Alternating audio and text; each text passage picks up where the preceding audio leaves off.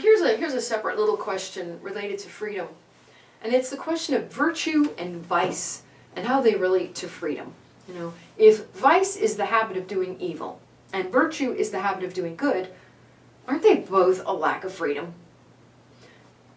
But virtue can only become habitual by repeated acts of the will. So it's your freedom exercised over and over again.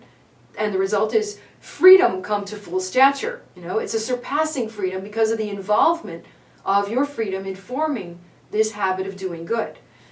Vice takes no effort or willpower whatsoever. There's no engagement of the freedom. Instead, we become controlled by inclinations that grow stronger and stronger, not because of our free will, but through our negligence. And here's a great insight from Matt Warner, who's the founder of Flocknote and author of the newsletter and future book, The Radical Life. How many of your good habits were formed by accident? Not many. Bad habits are the result of allowing life to happen to you. Bad habits just happen.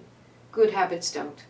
If life is just happening to you, then you're caught up in the mediocrity of accidental living. An accidental life will never be fulfilling to a creature that was made to choose. Love is essentially a matter of freedom. So there's a limited sort of freedom when observance creates the habit of doing good.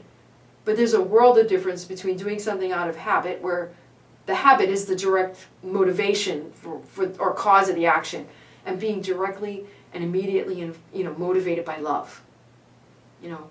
For love, you freely make the most extravagant sacrifices. And don't just take my word for that. Take St. Paul's.